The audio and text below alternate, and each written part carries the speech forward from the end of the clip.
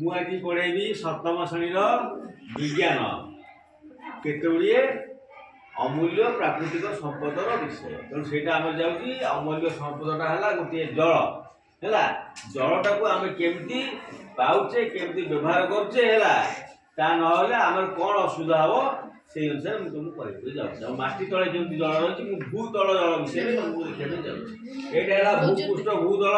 ना ये गोटे पानी लेयर अच्छी जापर ना नाई जलाशय तेणु यही जगह जलाशय पड़े ना नहीं जलाशय पोखरी यहाँ भूपृष्ठ है ना यहाँ माटी स्तर यहाँ भूतल स्तर बुझीपार तेणु आमर कौन हो बादल जो गला बादल वर्षा है आम माटी धीरे कौन हो